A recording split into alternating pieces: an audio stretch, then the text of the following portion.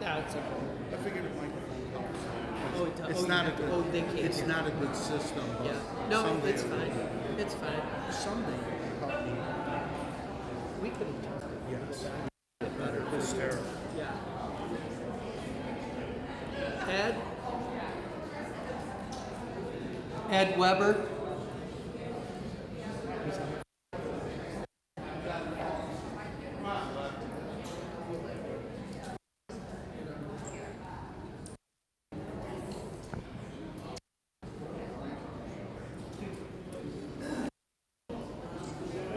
Are we ready with On 6:30, start on time. There's still seats up. The seats are right across the front.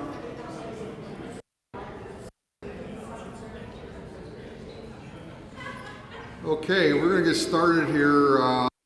First of all, welcome, and we're all drenched because that's what Lakeland has been all day today, has been drenched on that. First of all, I want to thank the Lakeside Fire Department for allowing us to use this site here. And if you don't know who I am, my name is Ed Weber. I'm the Pastoral Council Facilitator for St. Mary Ann Cope Parish. With that, I'm going to have the president of the Lakeside Fire Department give some rules, because we have to have rules in regards to exits and everything. Mark Kalikowski. Thank you, Mark.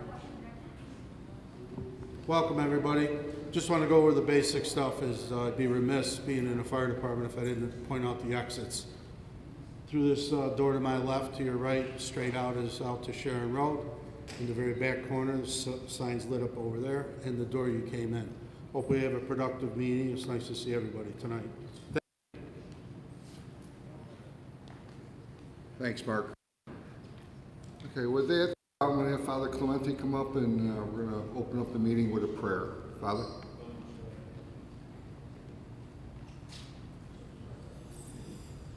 Let us pray.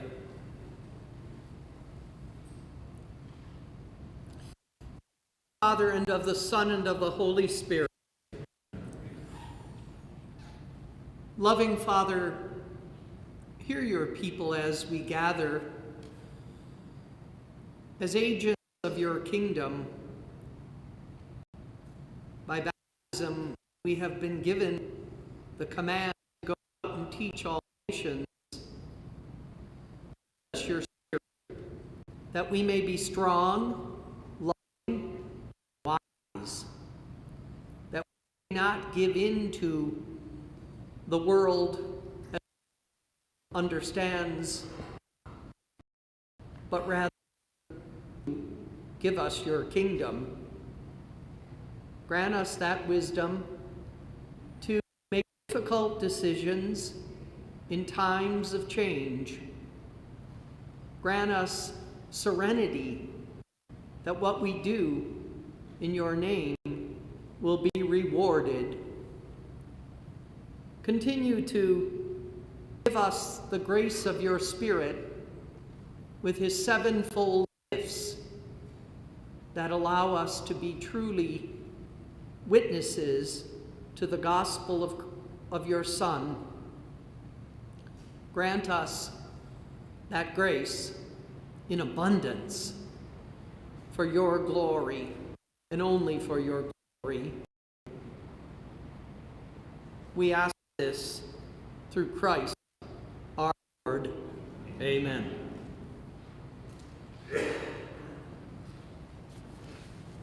Okay, we're going to be passing out the agenda for tonight's in the state of the well, doing it now. I hope you have this card and there's pencils involved when you came in. If you don't have index cards, those are for questions that you have at the end of the if you don't, just wave it. You're sitting and okay. With that, I'm going to turn it over to Father Clemente. Just to let you know, probably about 2 hours. Okay, that's what happened last night, and don't worry, I'll rush him a little bit more. Okay, so about 2 hours of the meeting, and Father. I think we were done at 8 o'clock last night, so it was an hour and a half. Yeah, it was good.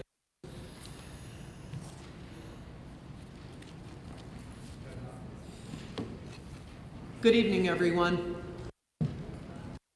I'm delighted to call you together for this meeting and for last night's meeting, because it's important to have congregational meetings to gather the people of the parish in venue besides the sacred space. I think the sacred space should remain sacred. And so when the congregation gathers for deliberation, it should be in a different place. And so thanks to the fire departments who have given us use of these two wonderful buildings, both in Salve and here in Lakeland. It's been great to be able to meet here. I've given you an outline of the meeting. Keep in mind of order so that everyone walks away having heard the same about the issues, and then the questions I'm sure will be somewhat different, although I suspect they'll be similar. And I'll try to answer every question. I addressed every question that was written down on the card last night. Walked out last night saying they couldn't ask a question. If you can write, you could have asked a question. I don't understand what that was about, so I'm sorry to hear stuff like that, because I'll answer any question that you put in writing on the index card. Let's talk about the state of the parish. Interested in the state of your parish. I want to first address some very positive issues. First of all, I think we can be very proud to be able to say that we have a consistent and regular liturgical life, meaning that the masses, the prayer services, funerals, weddings, devotions, and all the things that are important to the mission of the parish are consistent and regular. Very seldom have you heard that something was canceled. In fact, I know in Lakeland sometimes on a very snowy morning, people would say, "Why didn't you cancel? It was too hard to get here." And I always said, "No, I'm going to be here. We're going to have Mass." So we never cancel. I think there's a strength in that. Because, first of all, why do we exist as a parish? We exist as a parish first and foremost, and too many people lose sight of this. We exist as a parish to glorify God, to worship God. That's the first reason. And in the process of glorifying God, our second purpose or mission is the salvation of souls. The salvation of souls is the highest law, if you will. We glorify God so that we can save our souls. That's what we're about. And we can't lose sight of that. And so sometimes when we get off on those tangents of understanding, we have to be brought back to our purpose: the glorification of God and the salvation of souls. Your souls, my soul. So that consistency is a very positive aspect of who we are. It doesn't exist everywhere, believe me. I just looked at a chart being circulated in the southern tier of our diocese where I grew up, and a new Mass schedule is beginning in July 1st, and I was horrified at what I saw. So we are in good shape in terms of that aspect of parish life. Secondly, I must commend the supportive, loyal, and generous donors. You know, we can't deny the fact that the temporal aspect of the church requires financial support. And there are many of you who are wonderfully generous, regular donors. That is a great thing. Third, have an accessible parish office, either physically post-COVID, by phone, and by email. I think that we have tried our best to remain as accessible as possible.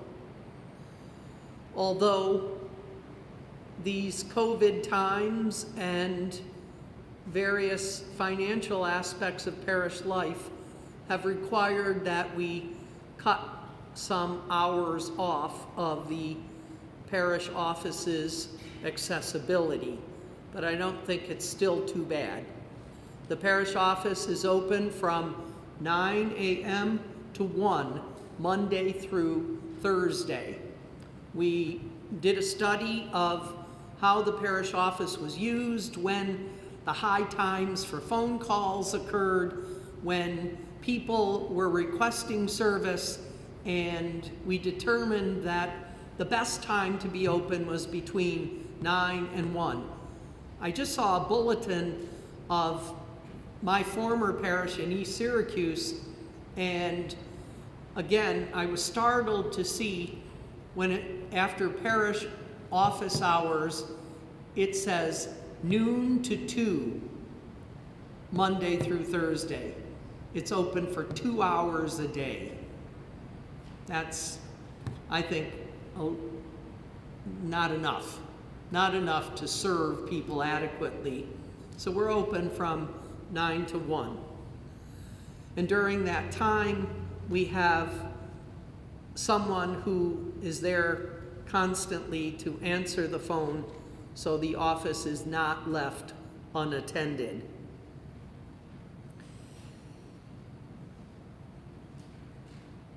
I was talking about the parish in the southern or the group of parishes in the southern tier in my hometown.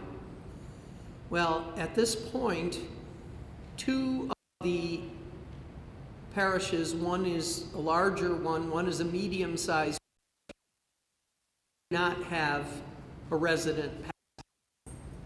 They literally, at this point, are going to share existing priests in the community, and there are only 2.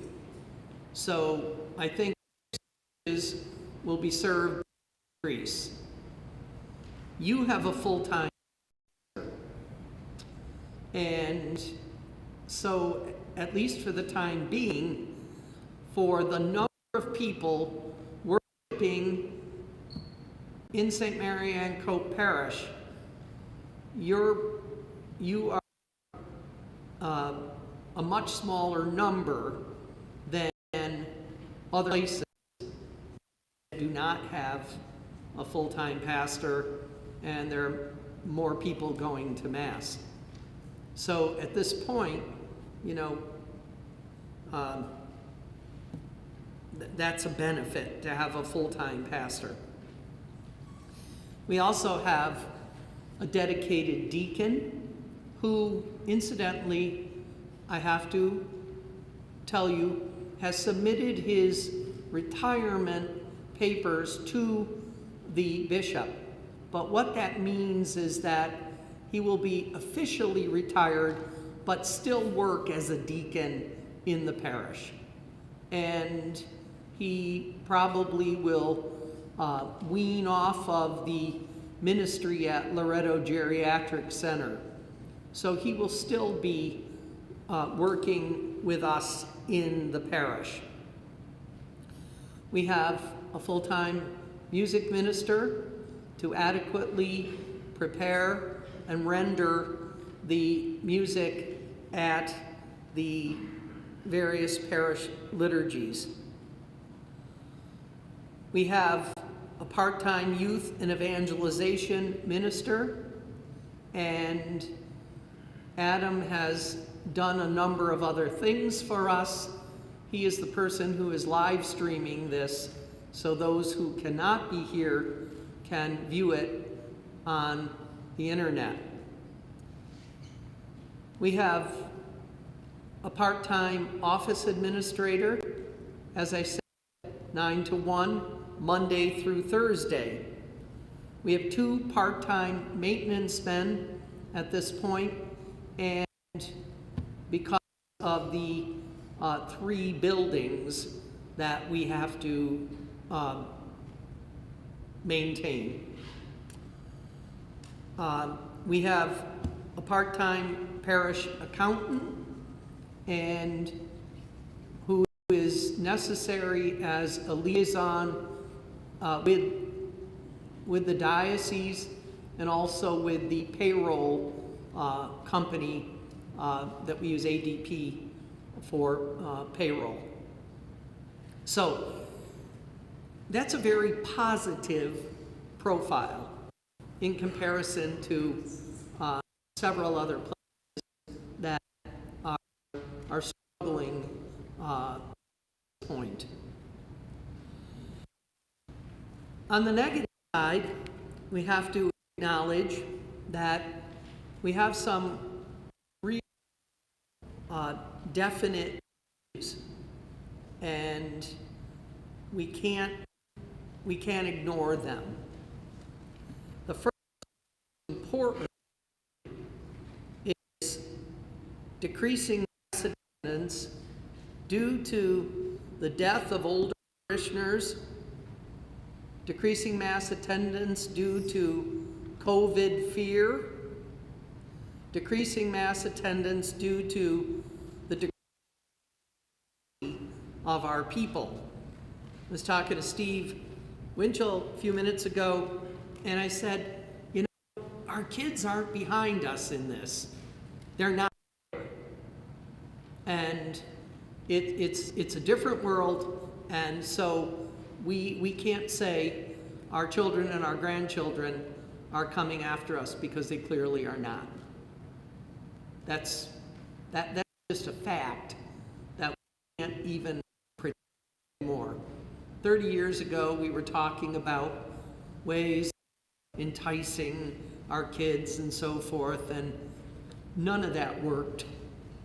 And the future of young people in the Catholic Church is going to take a very different course. There are positive aspects to it, actually, but it's going to take a different course, which we can use to our benefit at this time. We have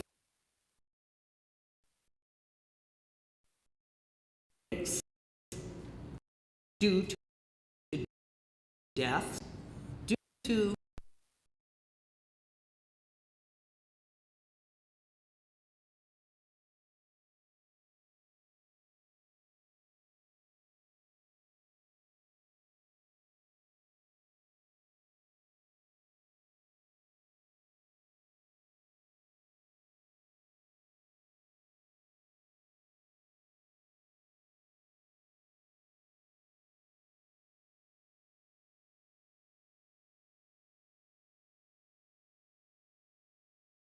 closing in the United States alone, 6,000. It blows my mind that over 100 churches close every week. Well, we have, due to those above things, we have insufficient volunteer personnel. We need more volunteers. Interesting that I got a few emails since last night of people who viewed the meeting last night and are willing to volunteer. And so I think I picked up 4 volunteers last night, which was a good thing. This one, I have to explain. I call it indifference to evangelization. You're not different than most other places in this, but it's very significant to your profile. A few years ago, we did Discovering Christ, that 3-year program. One of the purposes of Discovering Christ is to enliven the evangelical sense in people and to people in welcoming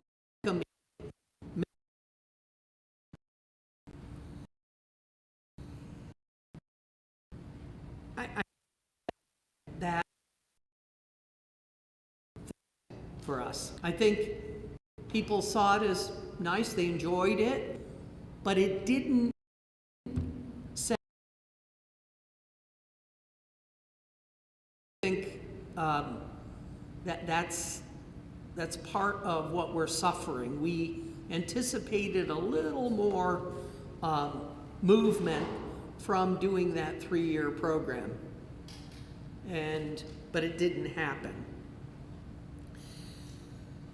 On the negative side also is that we have significant imperative capital needs, meaning that the property that is owned by the parish has issues that take a lot of money to restore, refurbish, and correct. So I think that's what we're looking at. Several positives, several negatives. And so we have to keep that in mind as we proceed talking about the issues. And I'm going to keep bringing those back, even in answering the questions. I know last night I had to keep repeat a couple of themes because our tendency is to not want to deal with those realities. Number 2 on the outline, the clarification of rumors regarding Our Lady of Peace Church building. In the last several months, we have received correspondence and offers to purchase Our Lady of Peace Church building. Of course, it's not something that can just be done like someone sells their house. It came to us, and by virtue of the fact that it has come to us, we've had to respond to it, and we've had to consider the ramifications. So, I know there's been a lot of rumors about it. I can't divulge what offers are from, but I'm going to talk to you about a very specific process by which we would have to go through, that would have to take place before we could even get into a deal like that. There is a canonical process, meaning according to the law of the church.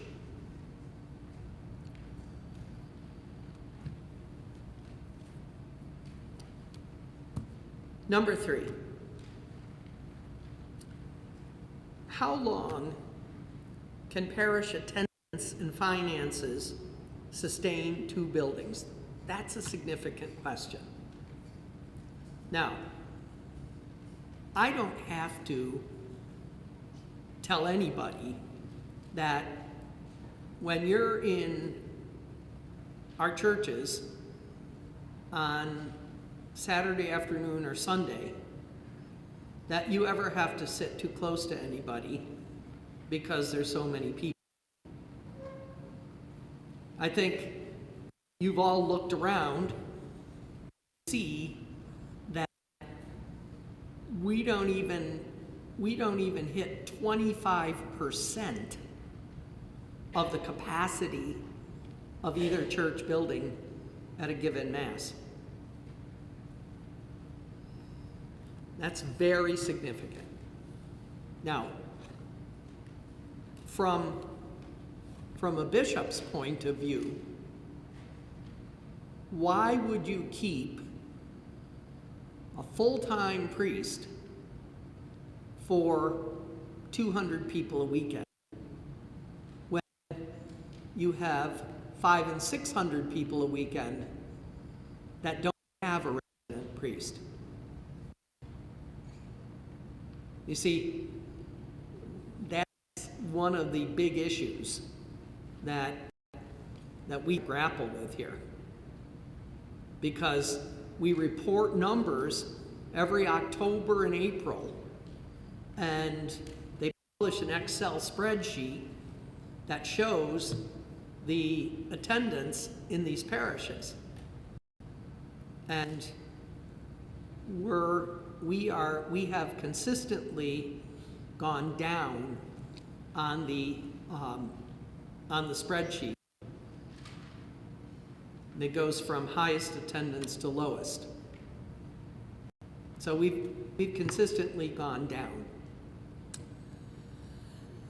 Same that attendance has gone down, the finances have also gone down. And so let's look at that.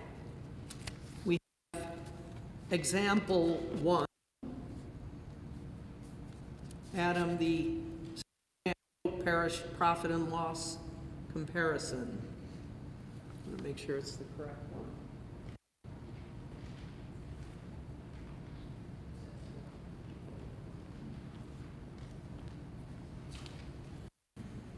In this, on this particular, on that particular slide, we have a 3-year comparison of the finances.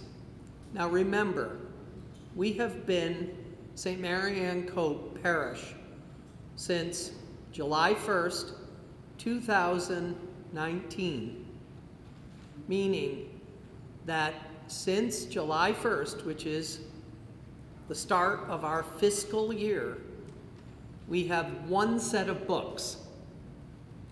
Prior to that, we had, when we were 2 separate parish corporations, we had 2 sets of books. But as of July 1st, 2019, we have 1 set of books, 1 corporation.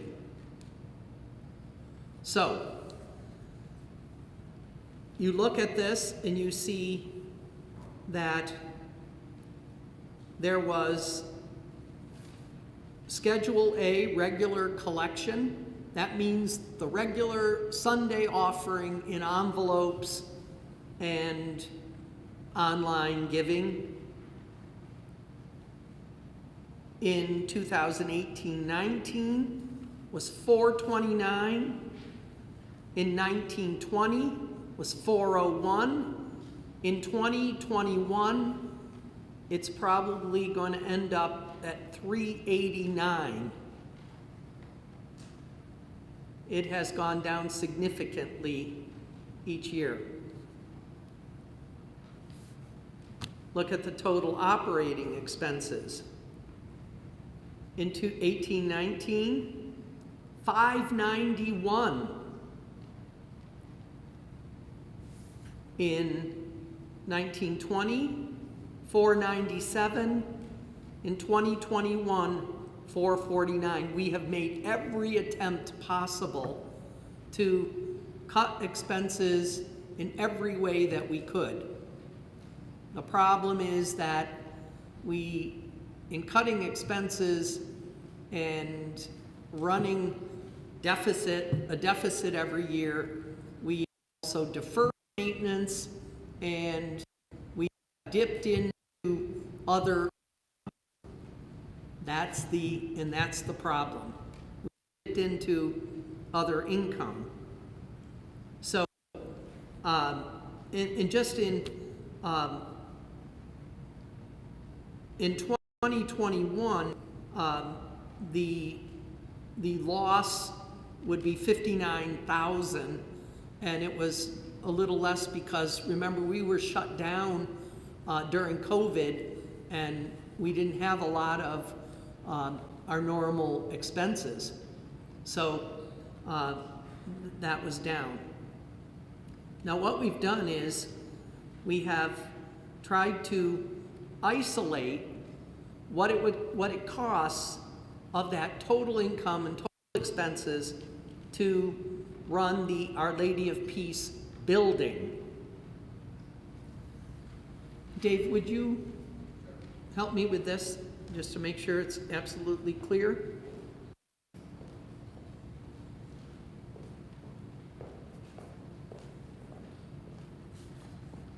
I defer to an accountant because Sure. So anyways, picking up where Father left off, in this fiscal period, July of 2020 to June of 21, we tried to identify the direct expenses that relate to Our Lady of Peace. And those direct expenses that we could identify would be building maintenance, gas, electric, and water, because the billing comes directly to that facility, so we can isolate that. Other maintenance expenses such as paper towel, hand soap, things of that nature, and then parish life and worship. Those are the things that we buy for the altar and for worshiping. Those deducted from that potential loss of $59,749 actually would have showed a profit of $2,700. So what we're saying is that those direct expenses for Our Lady of Peace amounted to about $63,000. If we progress to the previous year, as Father showed you, there was a $96,000 operating loss.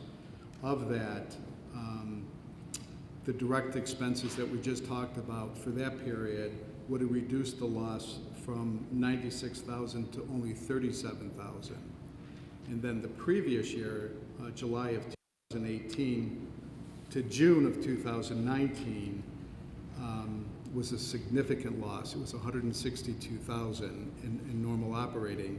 And when you identify those direct expenses for Our Lady of Peace, and again, that's being very conservative, because you have to remember back in when the churches consolidated, all those expenses were charged to one account. There weren't individual accounts, Our Lady of Peace, St. Cecilia's. All general expenses were charged to one account. I was not here at the time. I certainly wouldn't have set it up that way. I would have identified by location, but that's not how the accountant set it up. But to identify those direct expenses in that period, we would have reduced the loss from $162,000 down to $97,000, okay? So what Father's talking about in those previous years, how we offset those losses, to dip into our savings to transfer that money over and transfer money from the memorial over. That's what they did to cover those shortfalls.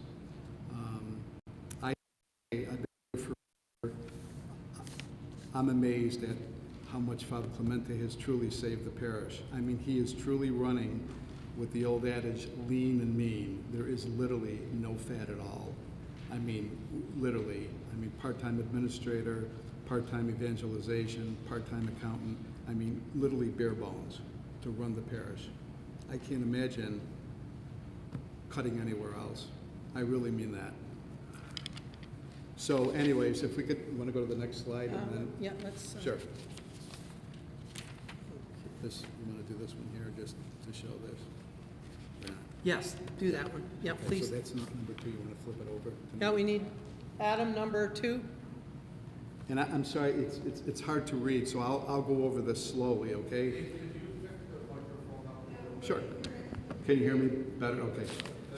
All right, so what this slide is actually depicting is taking those 3 years that we just talked about individually and consolidating it. So what we're saying is from 2018-19 versus 2019-20, there was in July of 20 to June of 21, so the 3 fiscal periods together, we took a loss of $40,000 in general income, which amounted to almost a 10% loss in income, just in general operating. And then what we did is we went through the expenses from 18, 19, and 20, and we consolidated it and put it in aggregate. So we took those savings. We actually saved $142,000. So we lost income of 40, but we saved 142. So in net, we picked up 102,000. You follow me? Okay, because I know it's hard to read it up there. And again, had we gone back and we did not have, for example, Our Lady of Peace, we would have saved in aggregate 185,000. Okay, and those direct expenses at that time. Taking that against that would have been 288,000. Okay, so that's just a scenario of that. And then, Adam, can we go to number 3, please? Yep. Yeah. No, the next one. I'm sorry. After the cap, the next one after that. Yeah. Okay. So I sat down with Father and I said, Father, based on our 3 years of history that we have, okay, what is it going to look like going from from 21 to 22? So what we did is we went back and we did some analytics based on the income, and we project that our income for this period in aggregate, in other words, both churches, St. Mary and Cope together, will bring in $370,000. And again, that's being extremely conservative with that. And then we also looked at the expenses, and I'm sure many of you follow the news and you see what's going on, and everything's going up. Petroleum's going up, gasoline's going up, food is going up, just everything's going up. And we can actually see our bills coming in. Our utility bills are increasing, food is going up, etc. So we're projecting an estimated operating cost of $472,000. And with that being said, on a very conservative note, we'll probably take a $102,000 loss next year. So, looking at that, and then again, identifying what Our Lady of Peace direct expenses would be, that would be about $80,000. So if the church wasn't operating and we didn't have to support that, we would save $80,000. So the net would be $21,000. So you would still have to subsidize, but only at $21,000. Make sense? Okay? Yes? So you broke it out on Our Lady of Peace, and have you done the same thing with St. Cecilia's Church? It would be about the same, because the... So you're saying with one building gone, whatever one goes, Yeah, we're still going to be in the hole around $30,000 a year? 21,000. Yeah, Okay. yeah, 21,000. Yeah, yeah. Just so yeah. Okay. Yeah, and that question was asked last night by many people, and I would have to say, Father mentioned earlier in this conversation, we have 2 part-time maintenance people. They work about the same amount of hours. Right.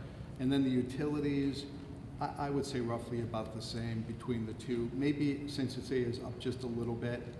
Other than that, they probably would be pretty much the same. Again, you have to remember, it's very difficult because income comes in aggregate. We don't separate it. So for us to determine what comes in. And it's not really fair to say, because people that are registered from Our Lady of Peace originally can still come to St. Cecilia's and drop the envelope in that location. They don't know where the income is coming in. You follow me? So, and the same thing with the expenses. It's very difficult to identify those expenses. Had we had our druthers originally, it would have been easier if we had we could identify it better, like we did, for example, with the food bank. the food bank is charged for Our Lady of Peace versus St. Cecilia's, and the income comes in appropriately, so we can identify that. But everything else, it's just a hodge, it's one, and that's just the way it was set up, okay? So, what? Yeah. What I was saying is that unfortunately, we can't go line by line in the general ledger because they're assigned to one account. Do you follow what I'm trying to say? So, for example, Candles. candles. Very good, thank you. Candles come in, they could be Our Lady of Peace, they could be for St. Cecilia. We don't know. It's another St. Mary and Co. To the table. Where it was ordered from, we could have charged it. So it's very difficult. It should have been set up a little bit differently, a lot differently, to be quite honest with you. Okay? But I think what Father was trying to say with the income, we can identify those parishes that assign the income, so we can tell Jane Doe signed up from Our Lady of Peace. John Brown signed up at St. Cecilia's.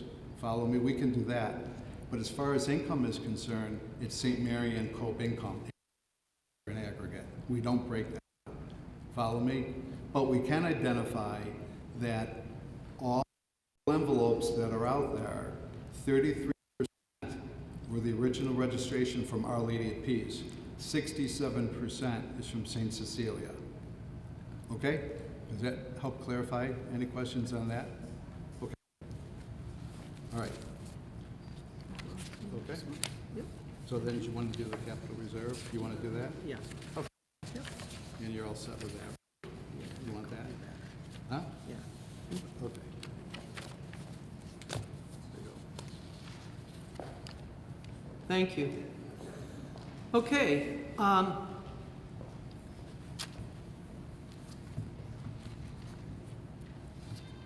I talked about imperative capital needs, and I just want to give you a very quick look at that, and it's not, this is not an exhaustive list. There are some other things that is significant that still need to be done. First of all, the flat roofs on the back part of Our Lady of Peace are shot.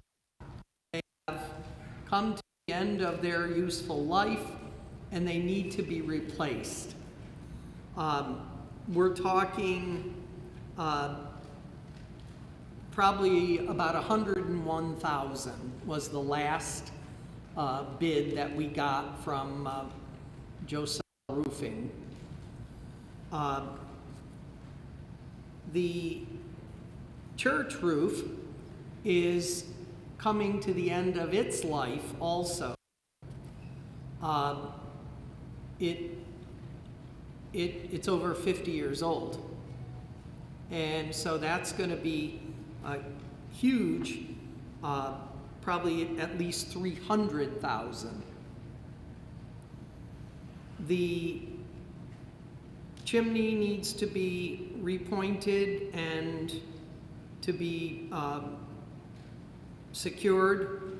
It's got some issues. The parking lot needs to be resurfaced, reconditioned, and parking lot resurfacing is very, very expensive.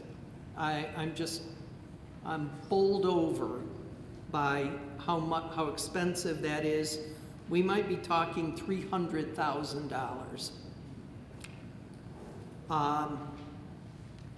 The heating and air conditioning in Our Lady of Peace building needs work.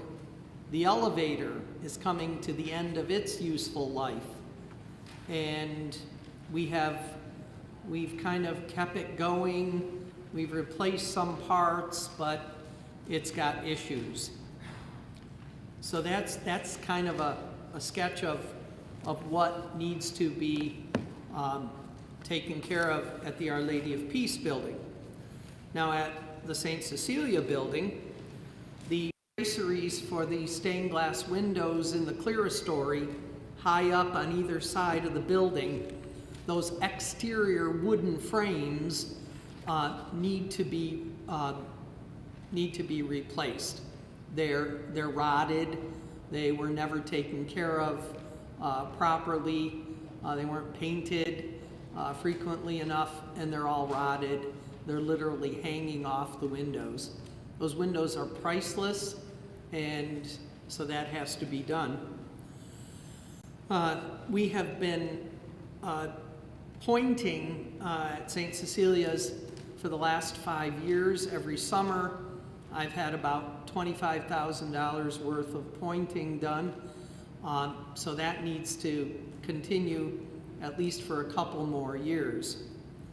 The St. Cecilia interior walls, we have areas that are now showing the bare plaster, and we get plaster powder on the floor from time to time, so that needs to be taken care of. There is no adequate air conditioning in the priest's residence. That would be a secondary thing. It wouldn't be a primary issue, but still needs to be taken care of. The residence building at St. Cecilia's needs pointing and painting. We need to increase the number of handicap spaces at St. Cecilia's for easier access to the building. On the, I always get this, on the handicap side of the church, south side? Second Street side, yeah. We'd like to cut into that hill and put at least, or probably like 15 handicap spaces there, which would make it a lot easier for folks to get into the building, because that is an issue that we have. So that, I mean, that's just kind of a sketch of what has to be done. There's some other things.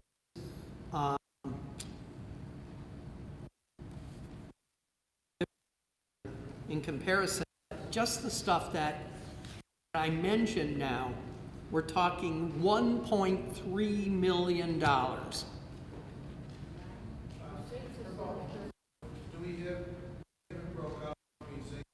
We do. I don't know. I can give you that. How old is St. Cecilia's Church? It was built in 1905. When was Our Lady of Peace built? 1965. Thank you. Yep.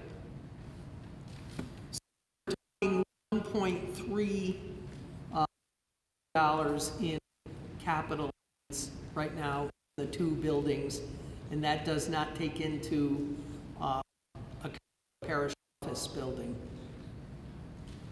But I don't think there's anything significant there.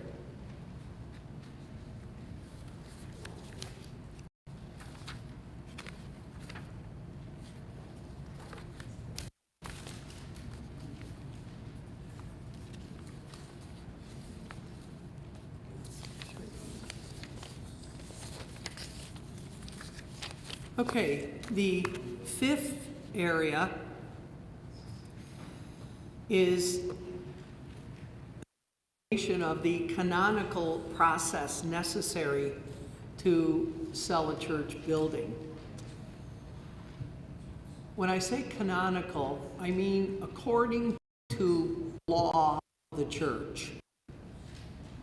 In the church, the laws are called canons. So we refer to it as the canon law of the church, or a canonical process, meaning a process according to the law. In order to sell a church building, First, there has to be extensive communication with parishioners. So the pastor has to report, all the aspects of the situation, why we would consider doing that. And obviously, we're showing you why we're considering it, that it has to be a considered option. That the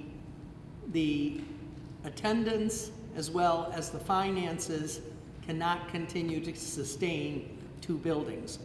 At the time of the merger, I made it really clear, and I repeated this many times.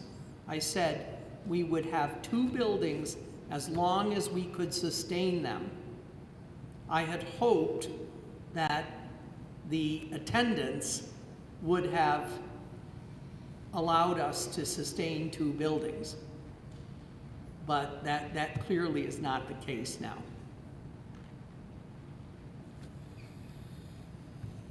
So there would have to be extensive consultation, in other words, communication, just like I did with the merger. When we came to the point of the merger, I had written to you 105 times in the bulletin about it. We have a file that we presented to the bishop with 105 communications. We had 4 town meetings. We had 2 parish-wide mailings, and we had social media communications regarding the merger. So it was extensive. In fact, the Council of Priests was amazed at how thick the file was of the communication that we had done as consultation with the parishioners. After that phase, it would lead to a petition to the bishop to decommission the church building. Now, in canon law, you cannot sell a sacred space or a space that is regularly conducting sacred worship. So the building would have to be decommissioned as a church building, and then a petition brought before the Diocesan Council of Priests. There is a Council of Priests elected by the diocese to act as an advisory body to the bishop.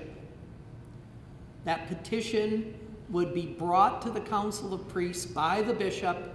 The Council of Priests would look at the case, would look at the statistics, and then make a recommendation to the bishop one way or another that he should proceed to decommission the church as a sacred space.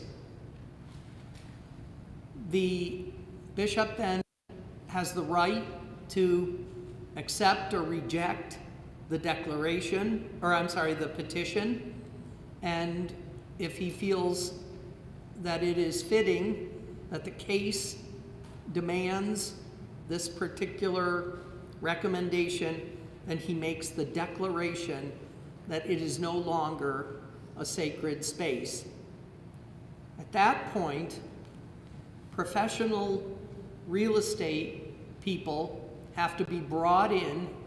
Even though we have a couple of offers, professional real estate people have to be brought in who will try to market the building to make sure that we get a just amount of money for the building, that we're not just trying to get rid of it.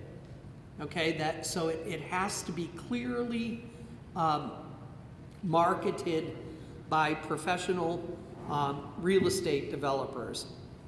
And then they would also elicit buyers and offers. And so then we would have all the offers, and then the bishop is the president of the parish corporation, the vicar general is the vice president of the corporation, I am the secretary treasurer of the corporation, and we have 2 lay trustees, one who is sitting right here, Tom Giannone. So the officers of the corporation would then vote on the offer that would be accepted and those that would be rejected. And then the process would be brought to closure, and then the buyer could take possession of the building. Now, for instance, the buyer was another church organization, they could go right back and turn it into a church. But in order to sell it, it has to be decommissioned. Okay? I'll answer questions with the, so that's the process by which that we'd have to go through to come to the sale of a church building. Let's collect the question cards.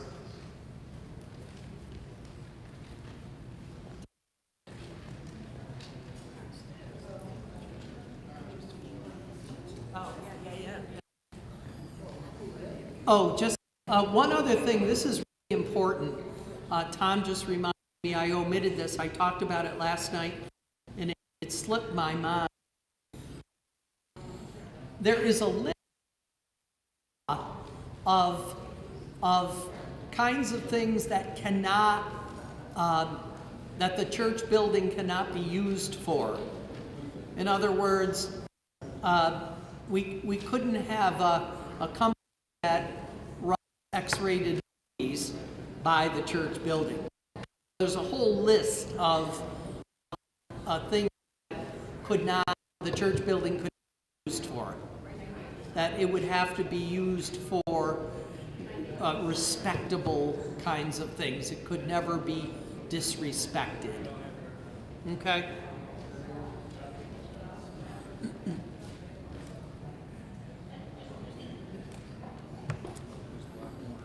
Okay, we have index cards, and Ed is going to hand them to me one by one, and I will answer the questions.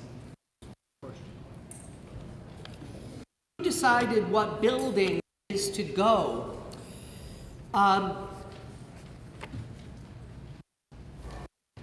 Probably the decision is made because at this point the attendance is about 33%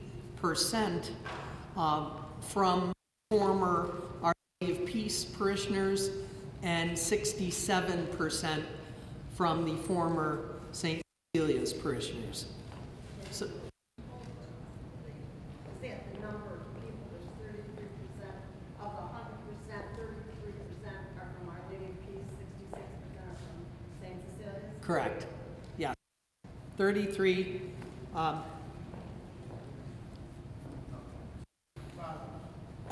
Can't do I'm just trying to clarify what you said. So what you're saying, you're gonna base the decision that there's more people from St. Cecilia showing up every week than there is from Our Lady of Peace. and registered So and that- supporting. So with that being said, why are we discussing it? Well, because we've got to discuss it. Our Lady of Peace is the only viable piece of real estate that's involved here. That's another, yes, Mark, Okay. yes. Okay, is missionary personnel paying rent? Yes, they are. The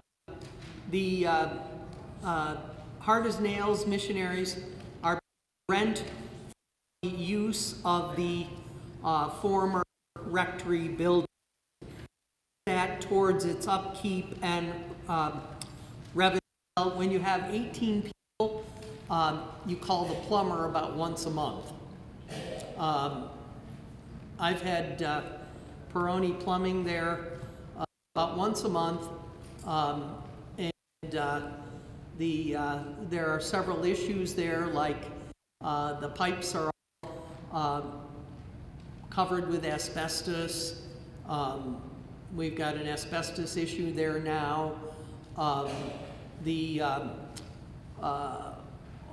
the plumbing is from 1965, and it's all going, shower, mixers, and has to be replaced, but it's all surrounded with asbestos, so a plumber won't just come in and take care of those things. But yes, they are paying rent, absolutely $1,500.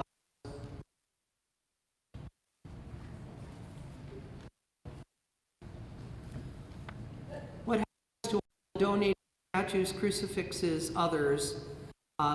All donated monies given to OLP. Are you considering mostly seeing OLP?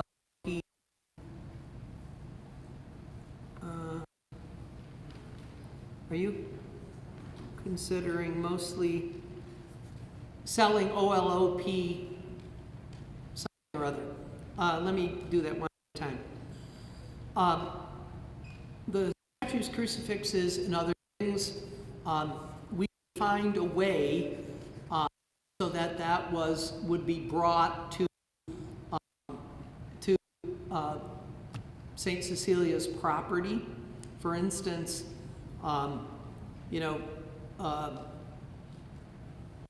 Peace has a magnificent crucifix, and that certainly would be something that we would want to bring. St.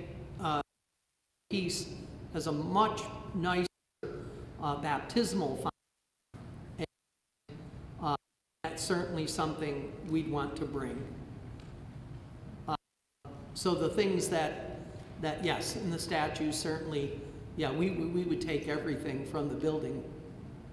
It's the property of the corporation, St. Mary Ann Cope. All donated monies are already in the corporation. Everything belongs to Mary Ann Cope. So that's not a new thing. That has been since July 1st. All assets belong to the St. Mary Ann Cope Corporation.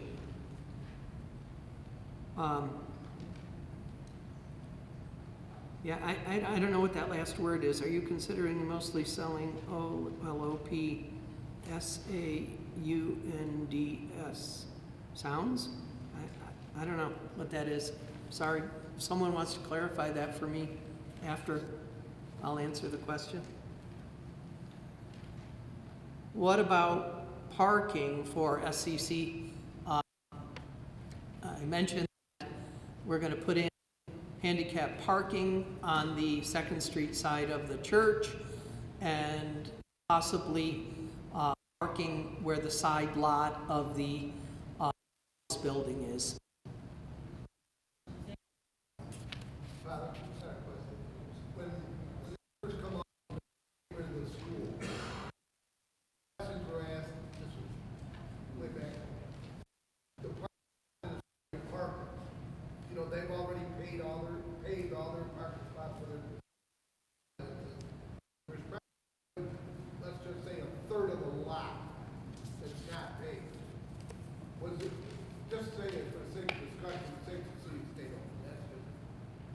Would there be able, maybe, you went to the people that own the school? No. No, that's another. No. That was brought up before. Yeah, it's a risk management issue. Yeah. Yeah. I understand that.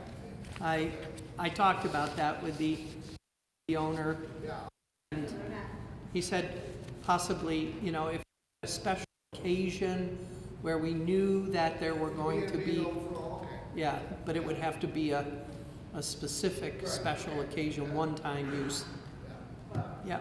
But when he went to that meeting originally, at this point, we live on this block.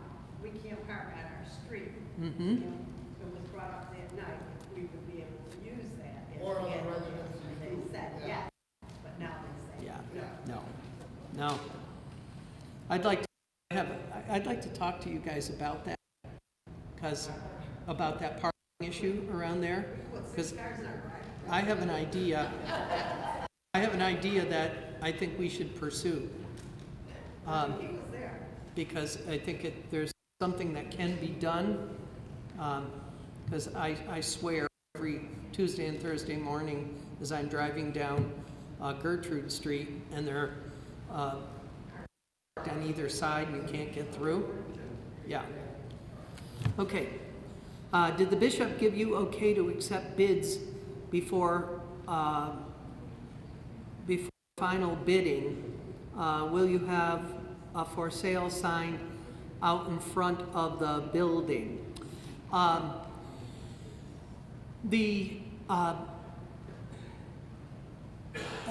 No, the bishop, we don't have any formal bids. So the bishop would not be in dialect with us. See, I think sometimes you think that bishop is like my boss, and he really isn't in the strict sense.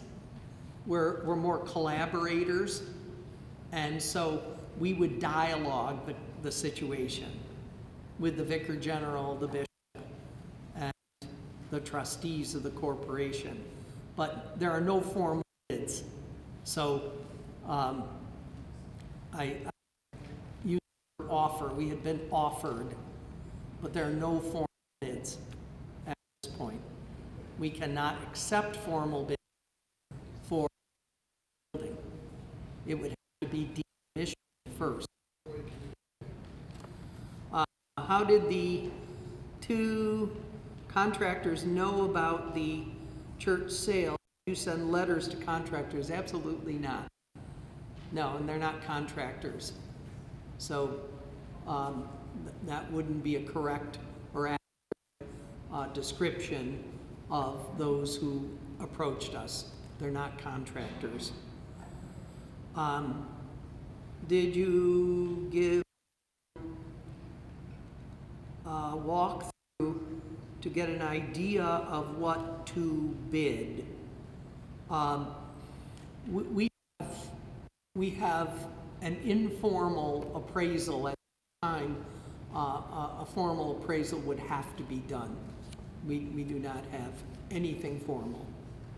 Yeah, so don't get any ideas that I've made formal kinds of contractual relationships or anything with anyone.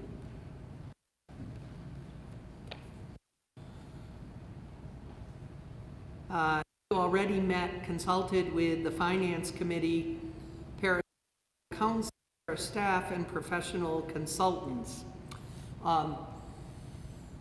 We have begun that process, but the Finance Committee is pretty much aware of the financial situation. They meet quarterly, and we will meet after the June 30th closure of the fiscal year, when Dave gets the finance done. The Finance Committee will meet at that time. The Parish Council has begun talking to the Parish Council about it, but that has not yet, because we have nothing official.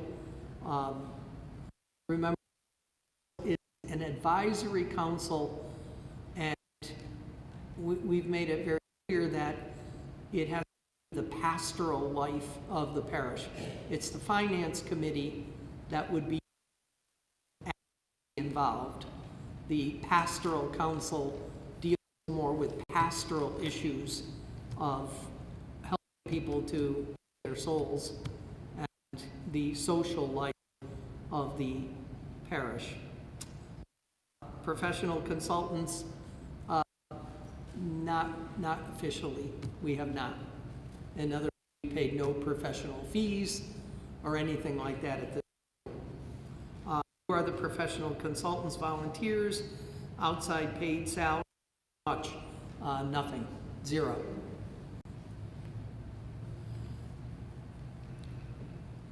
How long have you known the OLOP building was for sale? The OLOP building is not for sale.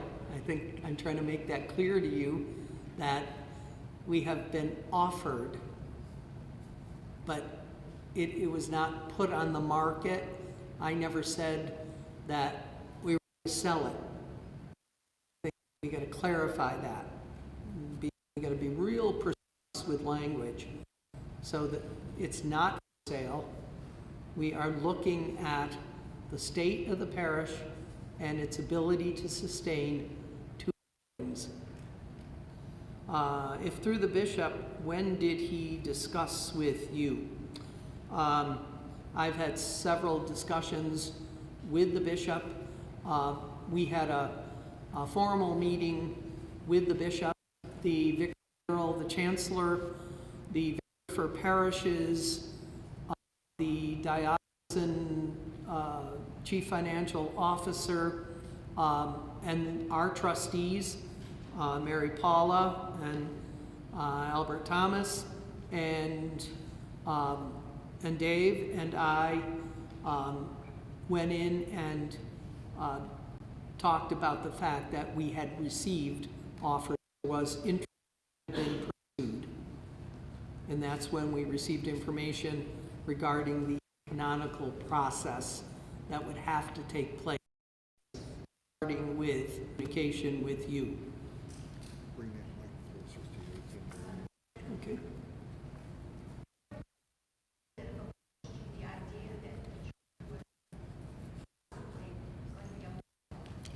They've seen Sunday.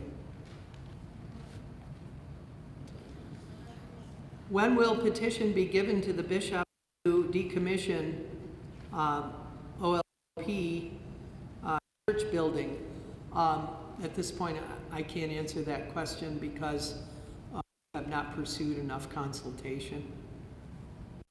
I can't answer that. When will the church be closed to start the sale process? Again, I can't answer that question because I don't know how long the process takes.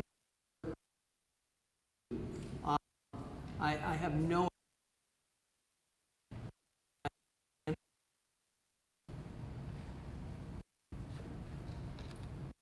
Whoa. You stated how residents have asked if LP is closed.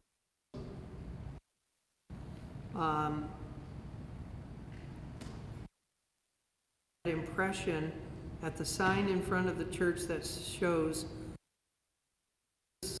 this times, also without many flowers, etc. Taken. Why is this when there is so much at SCC?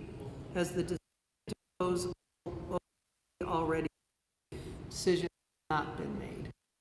Not made. Yeah. Did that? You want more people to attend?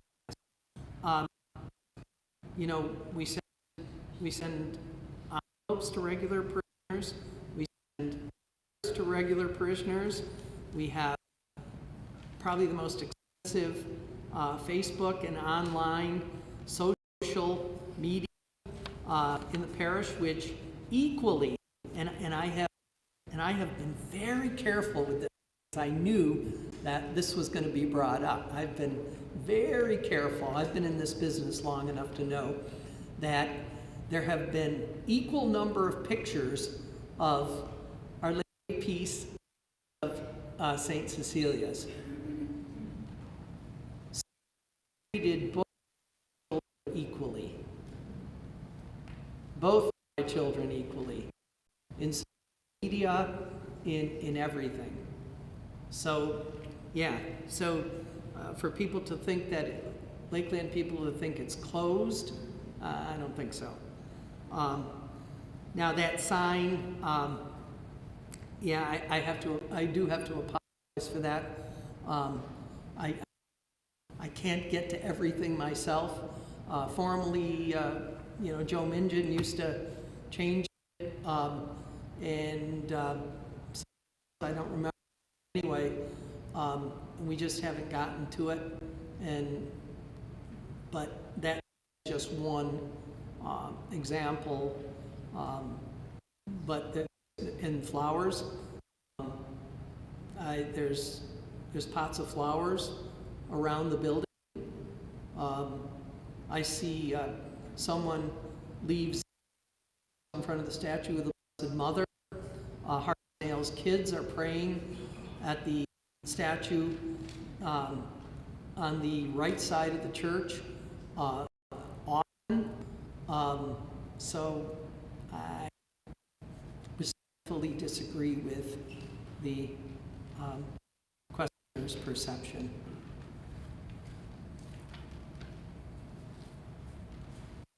The money that Salve took from Lakeland, I the most in the world.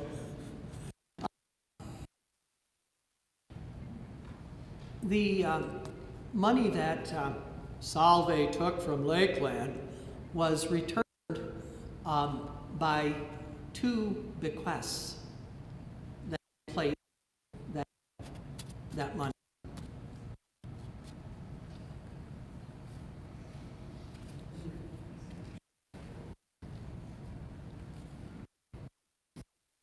Was ousted and why?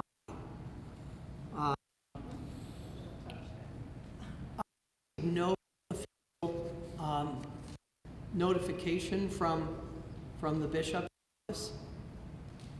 They talked about information, so I do not know. The bishop has not spoken to me about it. I've only heard rumors like you, or if you've talked to him directly, then you have a story or a perception. But I have been given no official information. Unfortunately, there's not very good communication.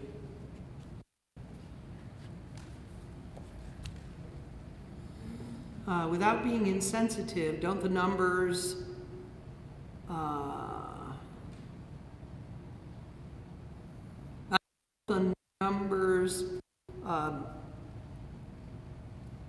don't know what this word is, closing one or the other campuses, can it be done?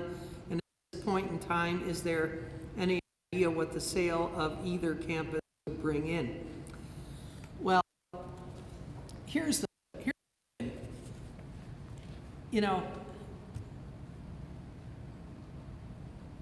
I would never do that. Congregation to just say, okay, we're closing.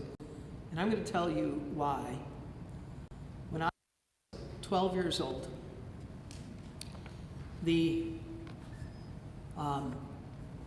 I was the organist of a church in Binghamton, New York. And the pastor got one Sunday and said, Bishop, first him, Bishop, our church will be closed and you will all church on the next street. There was St. Mary's on Susquehanna Street and St. Mary of the Assumption on Court Street in Binghamton. And he said, next week. And within a month, the wrecking ball came and St. Mary's Italian ran around. And the people had nothing to say. Almost nothing was brought over. And the first time that I played confirmation, my walked me through the, it was minor, and my father had to walk me through it so I could get the St. Mary's courts to confirmation.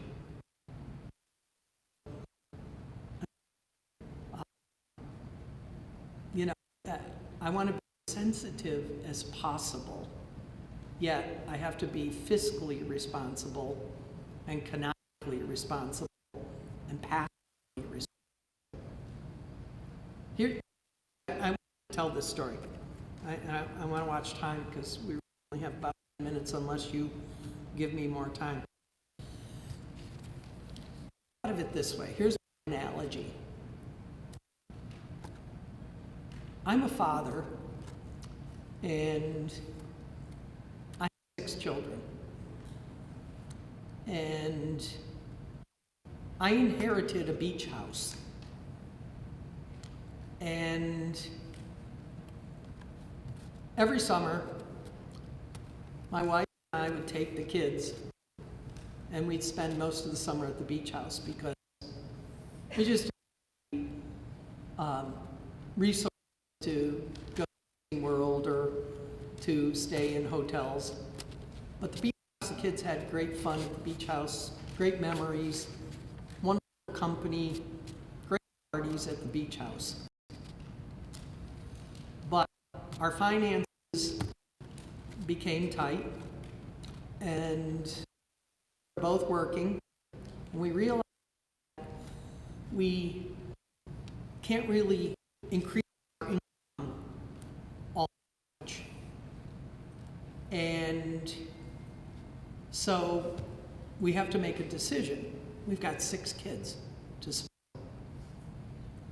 So even though the beach house has been in my family for my life, and before me, my parents and my grandparents, what do we have to do? We have to buy a beach house. Because we've got a great house in town where we can raise 6 children, but we can't stay and keep the beach house because we've also got a $10,000 tax bill on the beach house, and that's going to go away. That just repeats itself every year. What do? I sell the beach house. Breaks my heart. It's all my good memories. It's but and if I can get $200,000 for the beach house, I have $200,000 maybe I can help those kids go to college with. That see this thing. You know, I don't want to rip anyone's hearts out, and I know that some of you, you're totally, yeah, I get it, you're right.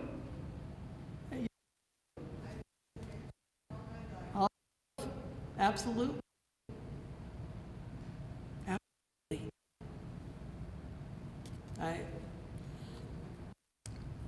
Any idea of the campus would bring in? At this time, do not. I'd like to see it bring in. That would significantly help us so that have income off investment interest of that. You know, hopefully we would the investment interest help continue working for us. I don't know.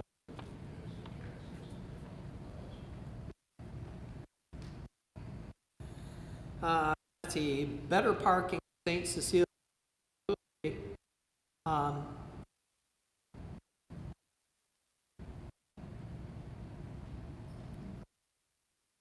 Well,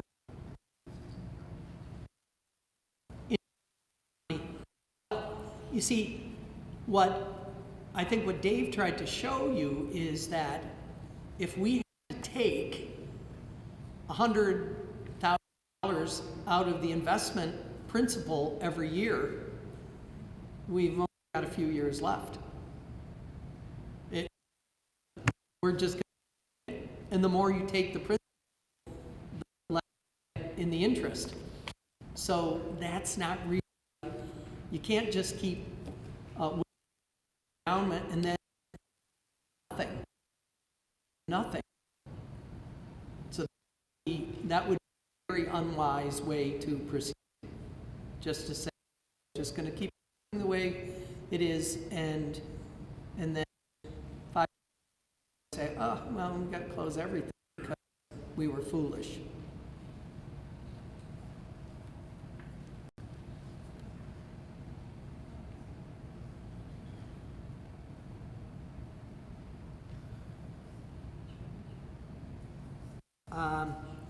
You itemized all LOP items that need to be updated, but conveniently did not mention SEC updates still needed after updates were done with the loan by OLOP. You itemized all items that needed to be updated, but conveniently did not itemize updates. I did on that list. What? It's up on the chart there. So if you just read the chart, both up to, yeah, miss that. After the merger, the promise to be one unified joined together. Well, that did not last long for LLOPC. I don't understand. I thought we were one parish. When I say mass for parish, I'm not doing two. And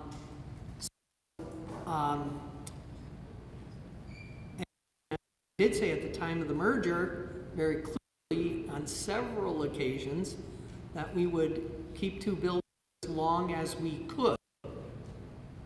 I made that. I said that ad nauseum, and in 105 communications.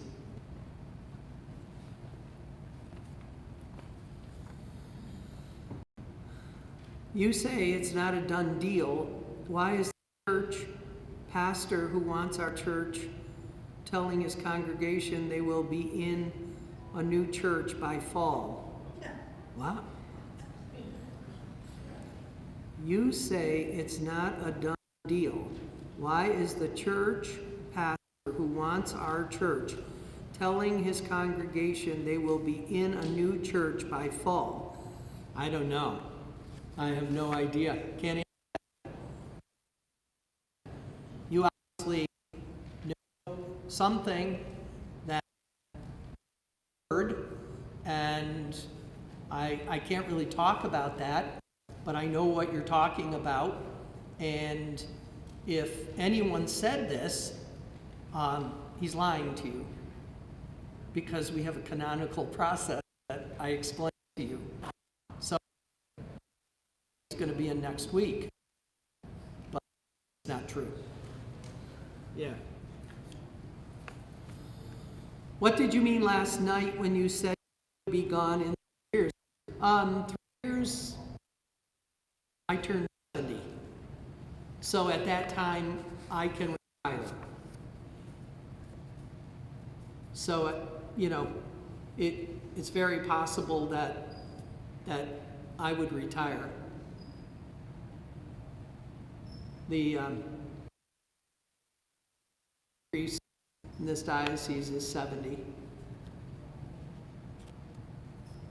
Now, it doesn't mean I'm not going to be a priest, or it just means that I'll be not conducting town meetings and doing finances and all the stuff that is so much fun.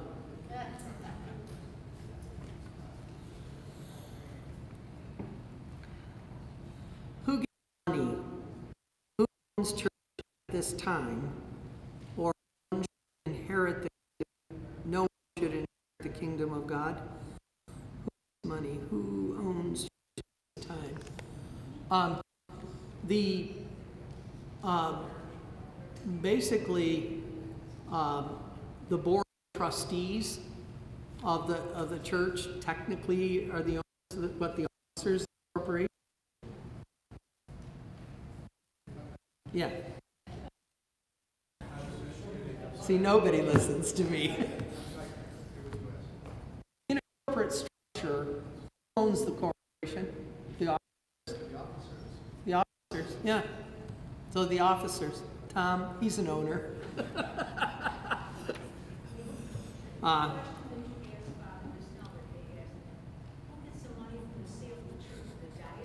No. Oh, good question. Thanks, Nance. No. The money from the building, St. Mary Ann Corporation, does not go to the diocese. No. Okay.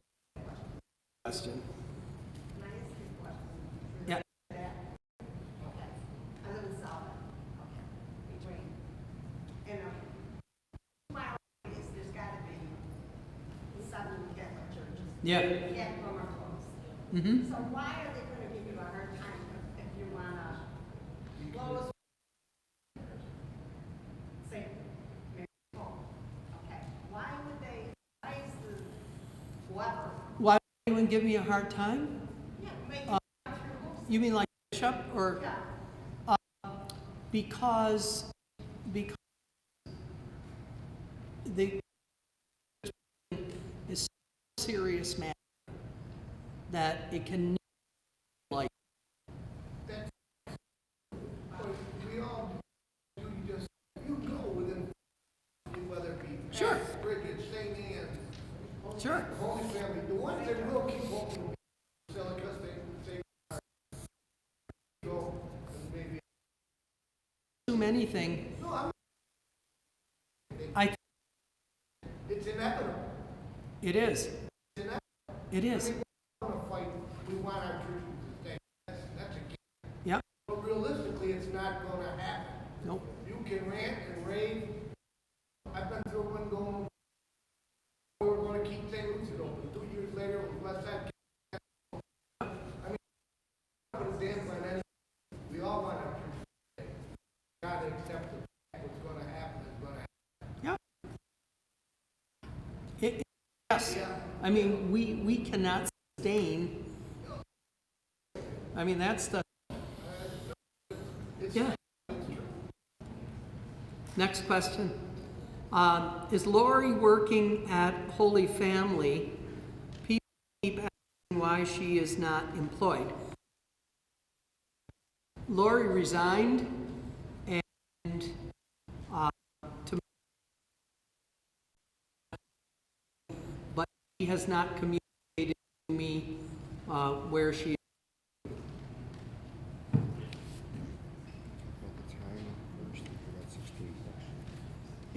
It's 8 o'clock. Keep going? Okay.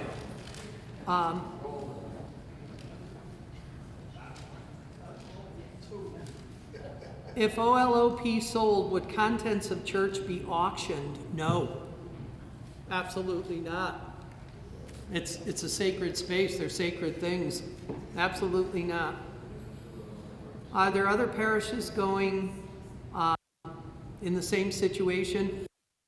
Cunningham, the former bishop before Lucia, told me that 53% parishes in the diocese right now cannot make their bills.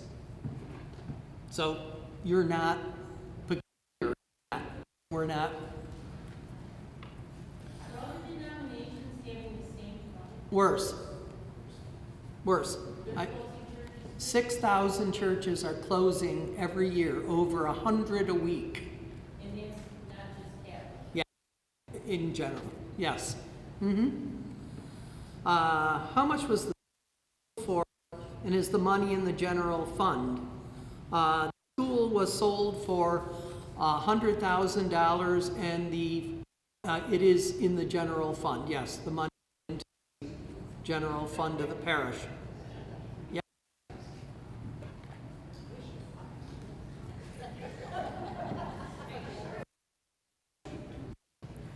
Where does the money go from the sale of the church into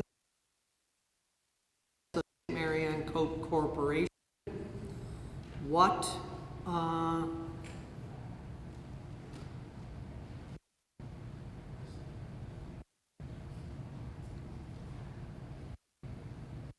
repairs does the St. Cecilia Church require? That list again. Adam, can you put it up again? Where does the money go after sale? In the assets of St. Mary Ann Corporation.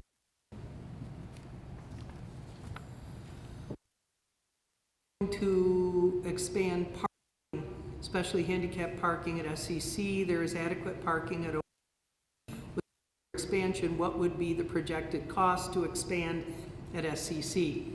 Handicap parking on the 2nd Street side of the building, additional parking on the 3rd Street lot next to the office. What?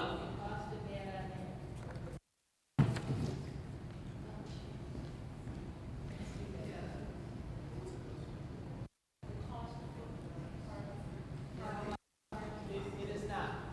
It's not.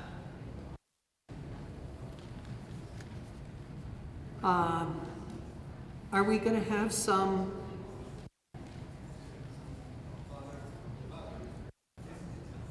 Oh, it is?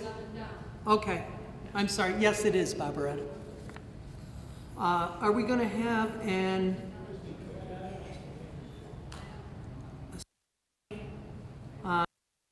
says to see how much needs to keep or sell? That's what we're in the process of doing. I think that's what we've started to present to you tonight.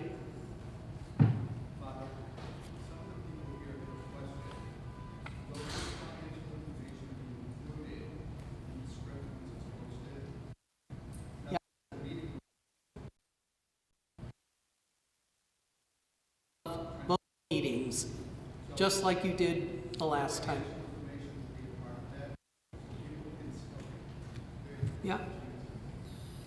Now that could be lessened. Will you begin greeting folks after 8 p.m. Mass at OLOP? Yes. That's been difficult in that we were asked not to in especially a small space, but now I think we're past that. I think that most everyone is fully vaccinated, and I'm fully vaccinated, so yes. Yeah, hardship. If there were offers or interest in the OLE purchase, was there offer in Cecilia's building? No.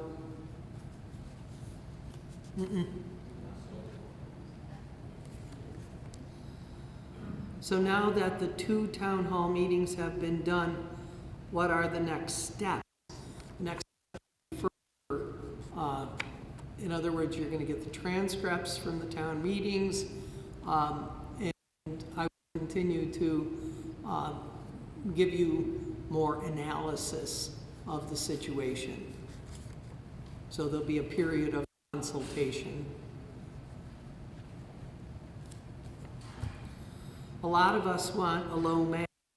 Where can we go just to pray and talk to God in our way? If that will bring people back to church, then do it. Listen to your flock.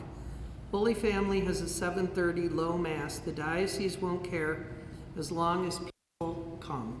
Wow. Okay.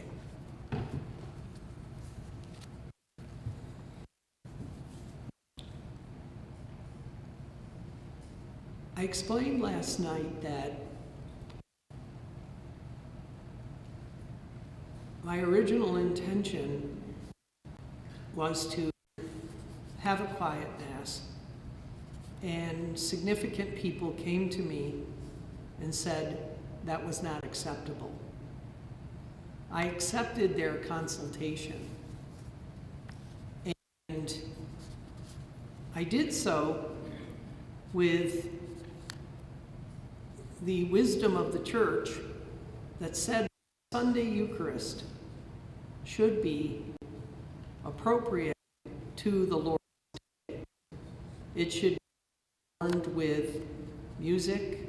It should be adorned with everything that is proper to the sacred liturgy. If we had 3 masses on Sunday, I probably would say that the earliest one could be a mass, but it's not appropriate in that we only have 2 masses, and only one of them right now is Our Lady of Peace. So that really wouldn't be fair to the congregation. I guess here's I'm going to be really candid with you.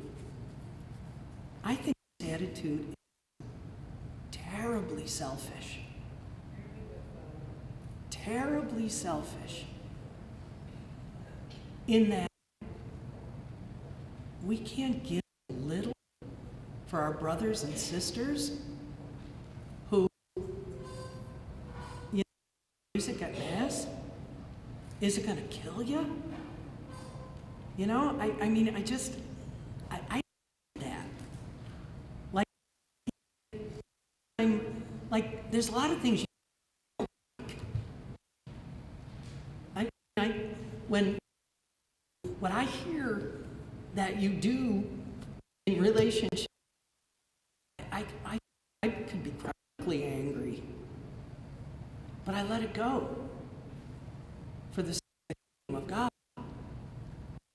If you can't go, if this has to be your motivation for Sunday Mass, I think there's a problem with one's spirituality. And I know there are people who go to Holy Family at 7:30. I know it. I know who they are, because tells me. We have a conversation once a week, and we talk about you. You know what priests talk about? You. So who's who? There's secrets, kid. You know,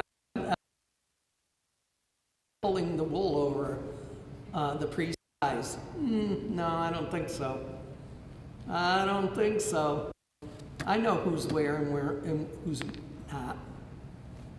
That's the problem. If you want to get the family together, this is not an issue. Come to church with your family. Be happy that you and your fellow brothers and sisters are around the Lord's table and being fed with the Eucharist. Hasn't the attendance at St. Cecilia's decreased similarly to that of OLLP? Yep, has. Absolutely. Absolutely. Horrific. Terrible. That's the problem.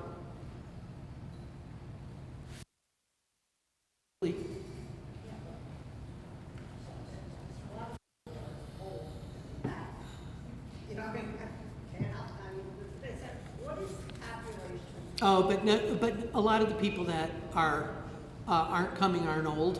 It's true, but there are a lot of people. Yeah, yeah, but I'm talking about the people that are younger than you that aren't coming, that were coming prior to COVID. Yep. What is the next step in solving our issues? Well, we're going to have to do something in order to be fiscally responsible. We can't just drain the costs. That's not what for endowment is for. You can't.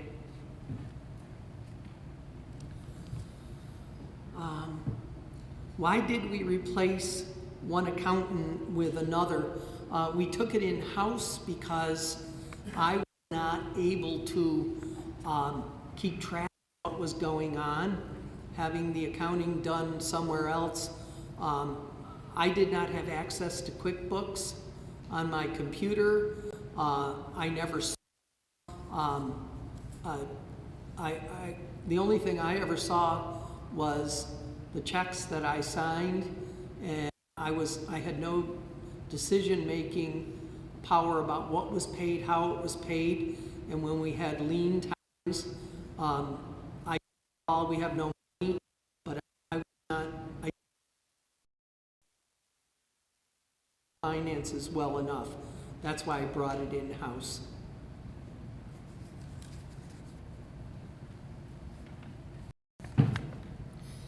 The steps at all the entrances at SCC are terribly in need of replacement. Is there any plan to replace them? Yes. Actually, the steps on 2nd Street will probably be removed for a descending kind of ramp that will go to the front circular drive. Cost to do. As I say, those steps are going to be removed. The other steps, we're talking about $10,000 because the main steps were done about 4 years ago. Has the church have sufficient insurance in case of civil lawsuits should there be injuries? Absolutely. Yeah, we pay high insurance premiums. With knowledge of the condition of the steps for many years is only a matter of time for a serious injury. That's why those steps are cordoned off, and we're asking people not to use them.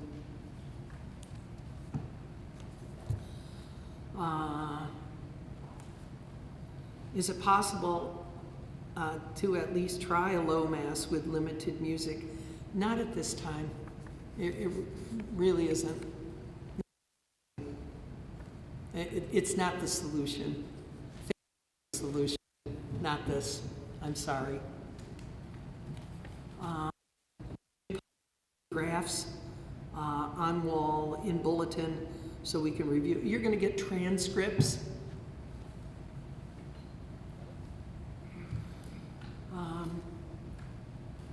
Why can't OLOP be used as an oratory?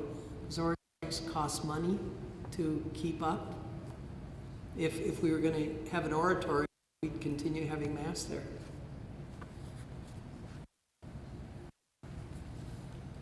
So where do you go from here? How quickly, slowly will we move to proceed with the sale of the OLOP building?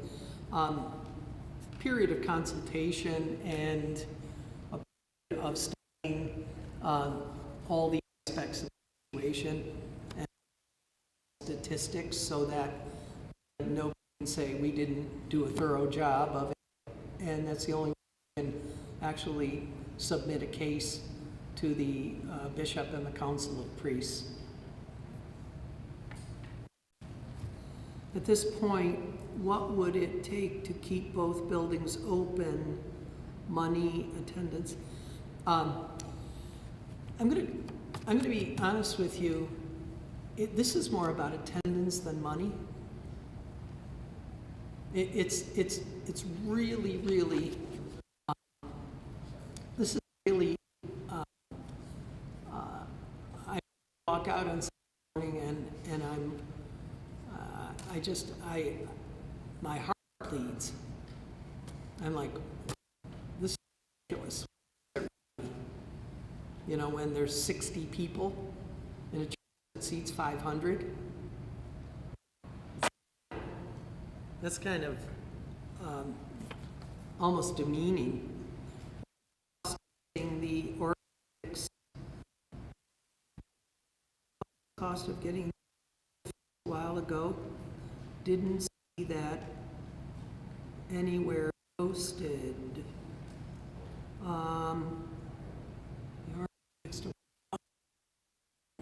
I think it was $6,000 6,000. Office administrator, Nancy Peggs, she's back there transcribing this.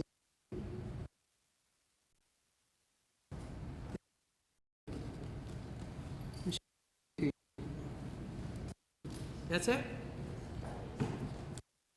Okay. I answered a lot of questions. I know there seem to be the same questions. I didn't get redundant. But you know, here's the thing, folks. I want people to come back to church. That's what we have to do. And I don't know how to, you know, there have been times when I've said, you know, how can I scare them? And it doesn't work. You know, because no one really believes that it's going to happen. Everyone just comes to church on Sunday and you think, well, I keep it going, and that's what you expect. It's over. You can't do that. You can't. A parish is only as good as the loyalty of the flock. Remember that. A parish is only as good as the loyalty of the flock to God. And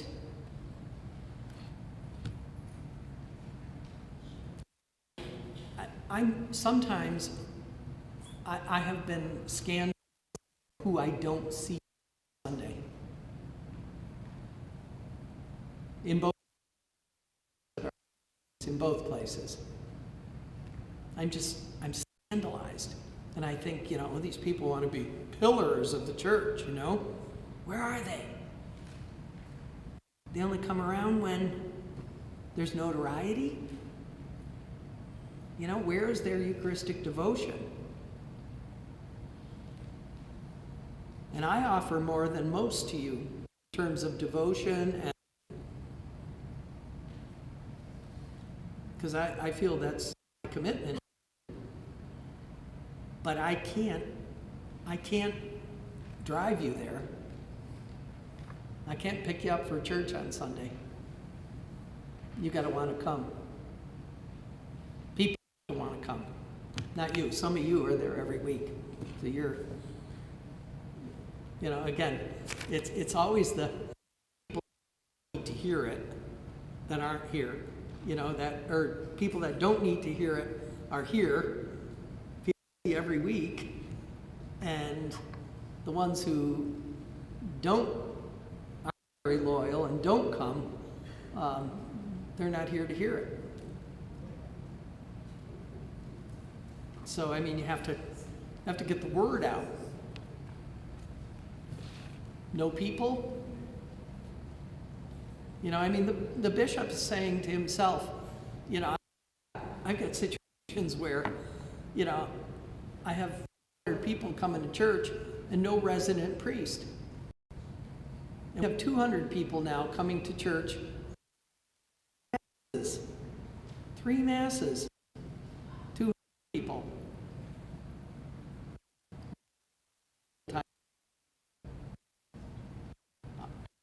Sense personnel wise. Mark?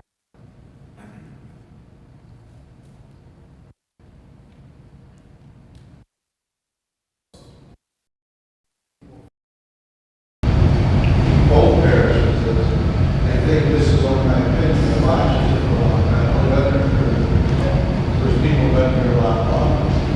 When we got together, the whole idea was to shore up the parish and keep it going.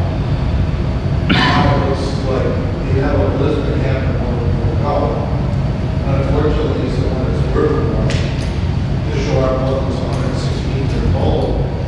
So the people that work to do the work to build the parish, he had to late. We're going to show up the other. And I think inevitably, if you're saying that you have a parish week before our secondary and vote goes away. Even with this week's structure, you're going to have to be accepting a huge exodus either way. You got 67% from salary and 33% from Lakeland. Whatever you do, you're going to lose a Yep. huge amount of people. You can be looking at 100 people. Then it's going to say, well, nice job, Father, but. So but I'm just saying, it's Well, very difficult for us to do. But that's what I'm saying. The loyalty, if the people care about the parish, well, no, to say it, to feel it is fine, but to do it is what. That's, Mark, unfortunately.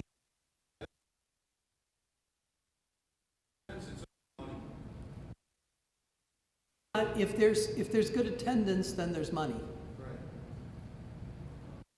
So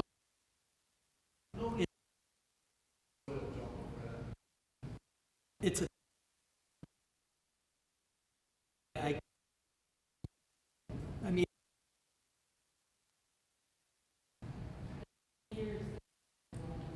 Yes, you're right. Yeah, absolutely. You got it. You're right. So, get our parish by more loyal attendance. We need to get the numbers up. We need to unify and have that single purpose of God and single of St. Mary Pope. If you get that concept, I guarantee we won't have a problem. If you don't, I can't, I'll do everything I can. You know, you've got max, you've got, I don't cancel a thing. I give you more than some. Less than others, I suppose, but never been neglected in terms of the liturgical life of the church. Never. So, it's, you know, I'm not despairing. I am not despairing. I believe, as a wise person said to me, you know, it's in Jesus' hands, and Jesus will take care of his church. And, you know, but many are called, few are chosen. Those to be saved are counted. And, you know, I'll feed you the Eucharist if you want to. I'll forgive you if you come with contrition. I'll anoint your sick and give them last rites if they want to be admitted to heavenly glory. That's my commitment to you. I can't work a miracle in terms of finances and attendance. I can't. It's your responsibility. Please take it up. Okay? Yeah. We'll get pray. In the name of the Father, the Son, and of the Holy Spirit. Amen. Lord, thank you for opening our minds and our hearts to your glory and to our call to be a parish. We're going through difficult times. We're struggling. You will sustain us in the struggle. You will give us the strength to endure until it's over and we commit to your salvation. Lord, grant this people the depth of your wisdom in the fullness of your hope. And may Almighty God bless you, the Father and the Holy Spirit. Amen. Let us